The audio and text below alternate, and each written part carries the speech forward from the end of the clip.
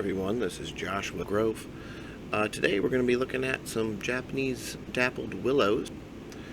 I grew them in these net pots. I've got about 3 of them. After I took cutting and rooted those, all I did was stick those in some water for a couple weeks during the summer, and they sprouted out roots really quick, and then put them in these net pots. So I'm going to take them out today, and we're going to find out what type of roots we have growing on these guys. Now this is the bigger one, and as you see while I do this, all I'm doing is just uncovering where the roots are, and then I wind up cleaning up the roots, and then we're going to start potting them up. But you'll see as I do this, I've had these guys outside on the ground and everywhere else. There's critters in that dirt, so there's little bugs, little roly-polies.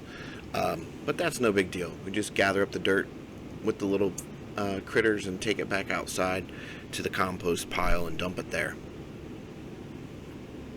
So like I said, all I'm doing is just removing the dirt from around the roots, loosening it up, finding out what I've got for a root base and a root structure before I pot these guys up. It's a pretty straightforward process, and here it is, the bigger clump. You'll notice that's a lot of root growth for just one season. So that was 2022 through, the fall, winter, and spring, summer of 2023, and I filmed this in December 2023. So about a year and a half worth of growth in those net pots. So here's the second group. We can see where the roots have gone ahead and grown all the way down to the bottom of the pot, kind of just wrapped themselves around there. So it was already getting kind of root bound a little bit.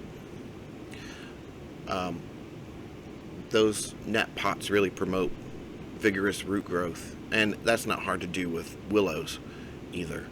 They're pretty vigorous, hardy plants. The dappled willow will get a little bit of dieback. So just be prepared for that. If you deal with willows at all, you'll notice there is dieback usually every spring.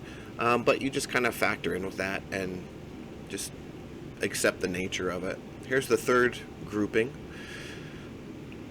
Again, just loosening up the soil, finding out what's what. Overall, I was very happy with the root growth that I was able to achieve with these guys. They just kind of send those roots out, and you've got some pretty good little mini trees. So like I said, just scoop dirt up, take it out and post, and that'll be that. So my goal with these trees are to plant them in some like a grow style. I printed off this on my 3D printer. This is just a pot that you can find online. Pretty good results. I was pretty happy with it. I printed off an ABS plastic, so it'll be just fine outside. It's pretty strong, sturdy. I don't show myself potting up the plants in this video in this pot. I chose a different pot for that, and this is the tray I created. It's a ceramic tray. I used a press mold to make it, and also some texture wheels as well to put that texture on there. Very happy with the way it looks and how it turned out. The glaze I chose was kind of a copper glaze. It has hints of maroon in it, which kind of match the bark of the trees.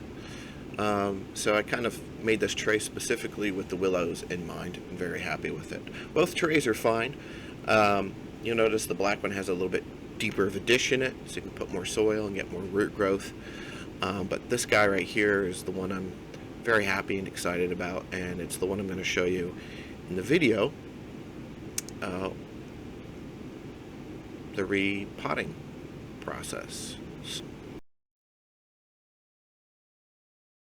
Here's the tray with drainage screens and wires already prepped, ready to go, and to get the tree put into it. So I'm going to add some soil to it and then start placing the trees.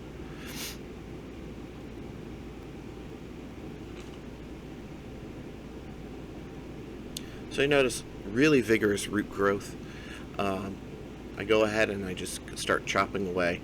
I sped the video up and it makes it look a little bit more brutal than the whole process was. Really, I was trying to be a little bit more selective than it's showing. That root there, that was just a little bit too high up on the trunk. So you notice I just kind of there, see where the roots need trimmed, come back out, trim them up, so that I've got a good distance around the tree that those roots are left. Really, I want to leave as much fibrous roots as I can in this process.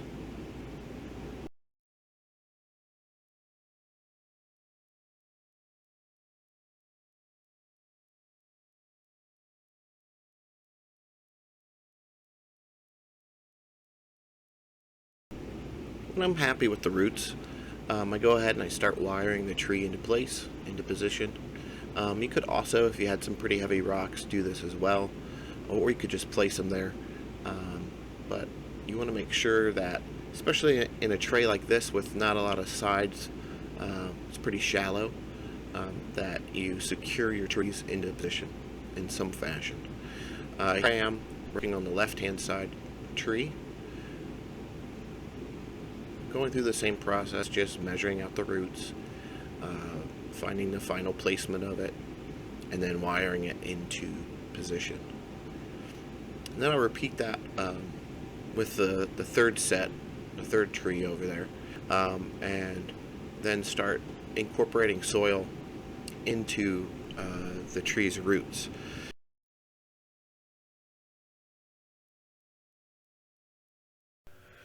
My normal potting mixture is 2 parts perlite, 2 parts safety orb, and 1 part kind of an organic blend of soil. Unfortunately, I didn't have any safety orb, so this is an organic blend mixed with some lava and perlite. So we'll see how these roots take to this type of soil. There should be enough grit in there so that we can get some nice fine roots. And this is kind of what it looked like after I'd finished the potting. Here's a shot of it. Now it's going to be time to prune up the trees. I love the placement and the grouping of the trees. Here you see it with some gravel topping. For now, that's what I'm going to put there. Eventually, I'll put some moss, removing some of the gravel. You can see that I've got quite a bit of ramification already going on. Just having these in that mesh pot kind of helped with a lot of vigorous growth over the summer. So now I'm going to be going in and doing a complete pruning process over the whole of all of the trees. Like I said, I love the placement of them. I love that I've got that big one that kind of has that big branch that's leaning out towards you as you look at it from the front. The goal with this process is just to kind of eliminate first any dead wood that might be on the branches, any branches that might be a little too vigorous and have taken off quite a bit and had a lot of growth. And any bigger wound that I might make, I just covered up with this cut paste.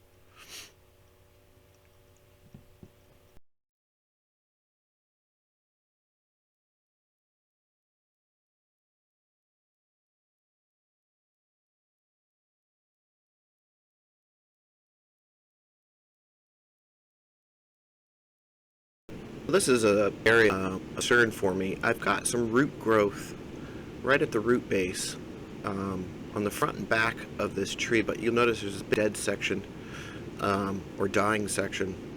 So that's an area I'm going to have to keep an eye on. You'll notice here on the back side I do have some roots coming out.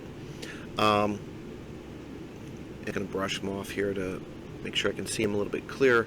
But you'll notice there's some roots growing there. It was a little too. Ended up taking that one off. There are some down below, but like I said, it's an area of concern for me because I'm wondering, you know, if that trunk goes, I don't know how many years it's got left on it. Luckily, I've got a 2-trunk tree right there. So, like I said, that root was just too high up. So I took that off. Hopefully we get some new root growth. Hopefully I have some good healing that happens in that spot. But it's just one of those things with willow, I think, where you're going to have some of those diebacks. You're going to have some issues, but hopefully the vigor rebuilds itself. Here's the tree as I've got it after all the pruning, and it's in its new pot tray. I did have about 5 other trees, so I've got some. I'll take some pictures here for another video, maybe during the spring, and show those off as well. But I hope you liked this video. Go ahead and like it if you did, and feel free to subscribe and all that good stuff. Take care. Have a great day.